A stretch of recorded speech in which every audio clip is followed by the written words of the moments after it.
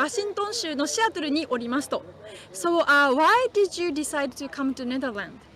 I came here because Rebel News asked to freelance me, and I think it's super important to show what's going on in the Netherlands because this is a world issue, not just a nation issue. What is happening, what we're seeing with these protests and all of these climate policies are being really enacted on the people throughout the world due to the World Economic Forum, and whoever's a part of it wants to achieve the climate agenda by 2030, and we are really seeing the people starting to rebel, and the Netherlands has really been the first ones to start rising up against the government. So that's why we are here. This is an international issue, and it's important to report on.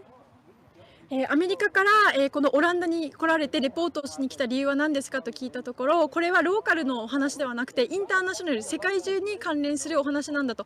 2030年までにゴールを満たさないといけないと言われているワールドエコノミックフォーラムによって設定されたこのアジェンダという、いろんなですね制約などがあるんですけれども、それを世界中に、このやられようとしていると。でもそんな中でオランダが一番最初に立ち上がっている国だからここに来ましたということです。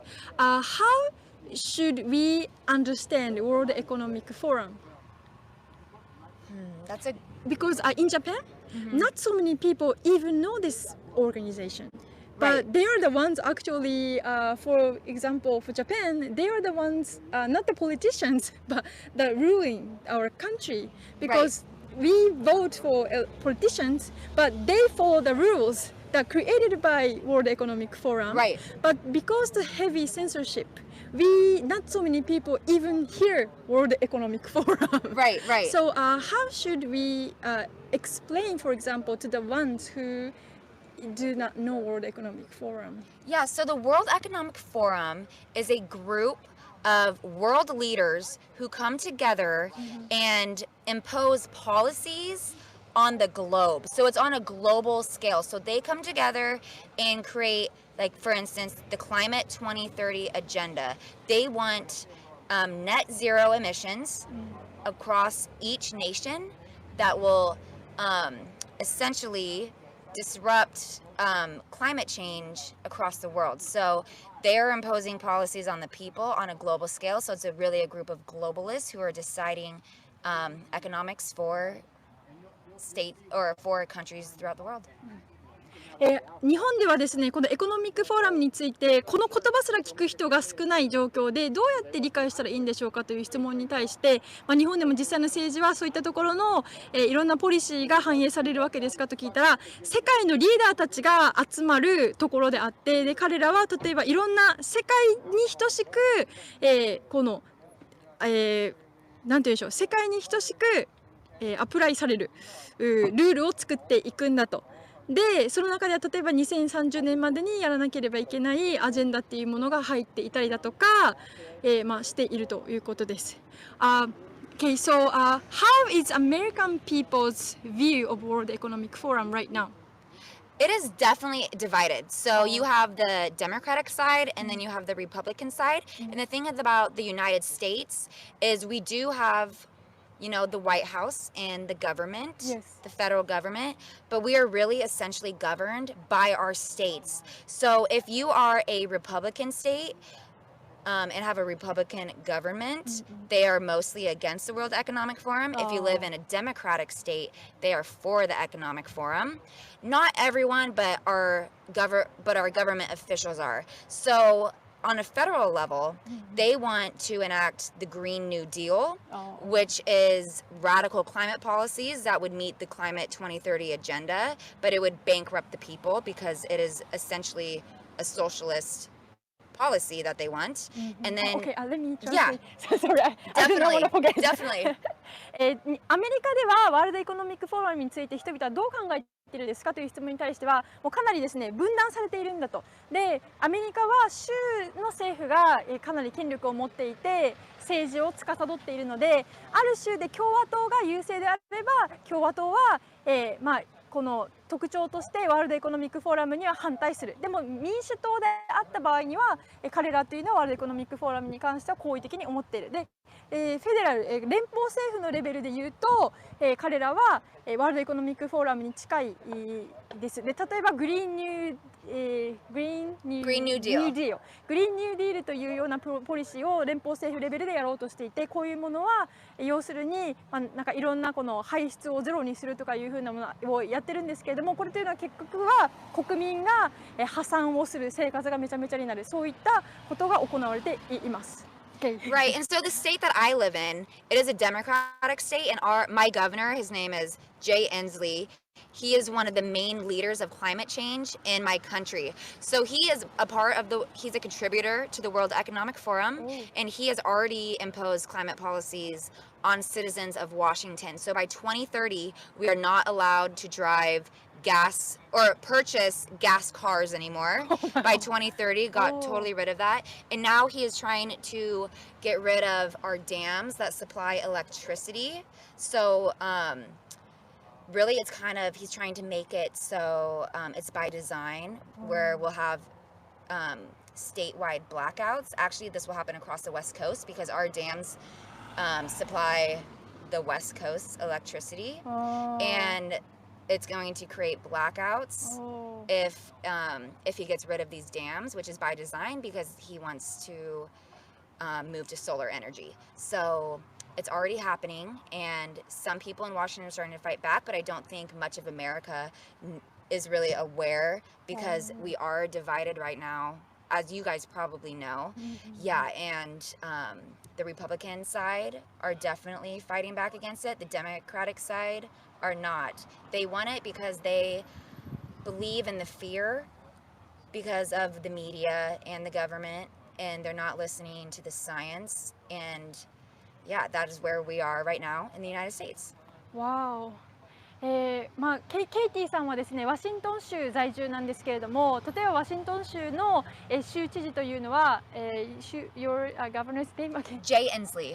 Jay Inslee という州知事で、この州知事というのはもう本当にワールドエコノミックフォーラムの言ってるようなことをどんどん進めようとしていて、例えば2030年までに、ワシントンステート or Seattle only? Washington State. The state. ワシントン州全部でですね、ガスの車が運転できない、ガソリン車が運転できないは購入もできない、こういった規制をやろうとしている。またダム、発電をするダムも、壊そうとしている。なぜならソーラーパネルに移行をさせようとしているから。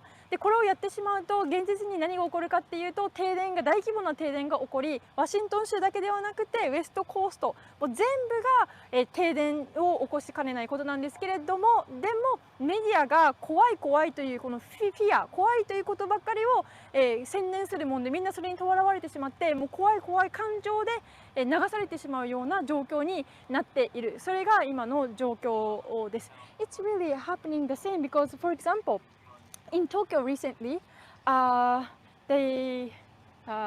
should I say? Like Tokyo's governor, she has implemented a law saying that anyone who wants to build a house have to have a solar panel. Wow. And in Japan, this has another issue, which is CCP, because the solar panel in Japan are imported from China, and the labor is Uyghurs. So if you push this policy, it means that we are for genocide. But not so many people realize this. And we say, oh, eco, and like it's green. Right. So it's really the same. Definitely a different agenda. And it seems like this is happening across the entire world. And how do we fight back? 日本のですね、東京のお話もしました。今、州知事じゃなくて、都知事は新しいお家を作ったらソーラーパネルをつけないといけないということになってますけど、これも同じようなこと通じますよね。でまたこれはウイグルのジェノサイドにもつながる話ですよねって言ったら、そうですねと。でどうやって私たちはこれに対して戦っていくのかと。Okay. Could you give us message how we can fight? Yeah, so I guess how do you fight back against something when the elites seem to have taken over. It is really going to be the rise of the citizen. The people are going to have to start standing up against their governments because that is the only way to change. But it is so corrupted. I don't know how one goes about that. But what we're seeing here in the Netherlands are the farmers. And when you mess with the farmers, the main source of food, that really will make an impact. And it's like what we saw in Canada with the truckers. They successfully were able to stop the mandates in Canada during COVID because the truckers stopped delivering. And so it's going to take the hardworking groups of the people that are the main source of the economy to make an impact on the governments, because you can't starve, you can't live without farmers, you can't live without truckers, and that's how you get it done. こんなに厳しい状況で、じゃあどういうふうに戦ったらいいのか、戦い方をぜひお話しくださいとお話ししたらですね、もうこのエリートたちがもういろんなところを牛耳っていて、どうやって戦っていいかわからない状況にあるかもしれないけれども、例えばこちらのオランダでしたら、人というのは物を毎日食べるわけです。で、そのファーマー、この農家に対していろんな圧力を加えるということは、人々の食に影響が直接与えられるんだと。で、この農家の人たちが立ち上がってその抗議ということで食に影響が出れば人々は、意識が目覚めてこういうふうにして戦うことができるんじゃないかと。ですから一般の国民が立ち上がらなければいけないんだということです。And so you're here to report this what should we say, nations uprising. The citizen uprising in the Netherlands, and it seems to be making an impact. We'll see. What do you think? Yes, I did not know the impact of the farmers uprising, but I realized that everybody eats, yes, including myself. Yeah, and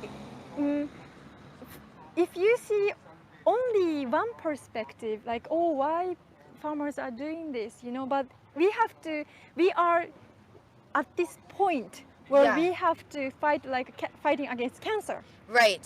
So, right, and something that is so interesting is the World Economic Forum, on the Climate 2030 agenda, one of their agenda items is that their policies will end poverty, which is very interesting because they are right now in the Netherlands stealing the jobs from the farmers, which will make them be in poverty. So how do you end poverty, which we have heard in communist societies, socialist countries? We were doing it to end poverty, but that is not going to work because you can't end poverty by making other people impoverished. I see. このですね、2030年のこのアジェンダの中に実際には、貧困をなくすという項目が入っています。でも実際彼らがやっていることというのは農家の人たちの仕事を奪うことだと。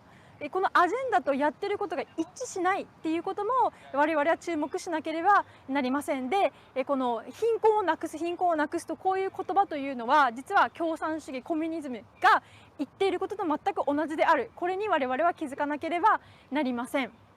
Okay, thank you so much. It's been really educational and your clear, logical thinking. I think many Japanese people started to realize it's not like a world issue, it's our issue. Yeah. Yes. Yes. Okay, and how can people follow you? Yeah, you can follow me on all social media platforms at my name, Katie Daviscourt. いろいろなですね、ソーシャルメディアがありますけれども、そのすべてで私はアカウントを持っていますので、ケイティ・デイビスコートという名前で検索していただけましたら、フォローすることができます。Okay, for audience to make it easier, I will retweet your content so that people can follow through Great. it. Same. Yeah. では私のですね、ツイッターでケイティさんのリツイートしますので、そこからケイティさんとつながって、ぜひ皆さん、ください。Thank you so much. Thank you. It was great meeting you guys all. 皆さんお会いできて嬉しいですということです。Okay, thank you so much. Yeah, thank you. Okay, let me see the comments. 本当今ですね、私はこのフレンドリーにお話をしてくださってるんですけど、この方たちすごい人たちなんですよ。超有名で、いろんな国からですね、例えば彼女はアメリカで、先ほどのルイスさんはイギリス UK で、もうお一方リンカーンさんという方がいるんですけど、この方はまた別のどこだったかな別の国、で、またオーストラリアの人とか、みんなですね、いろんな国から集まって、このレベルだからこの反撃ですよねの人たちをカバーするということでやっているんですけど、こういう世界的な動きがあるわけですよ。こういうこの、なんて言うんでしょう、これまでのメインストリームメディアと言われている、偏向報道の、捏造報道局、テレビ局、新聞、そういったところがおかしいと思って立ち上がっていて、実際に行動を移している方々が私が今インタビューを、させていただいた方々なんですけど、そういった方々の動きを見てみても、日本でいかにですねグローバリズムと戦おうっていう声を上げることがいかに重要であるかっていうのがお分かりいただけると思います。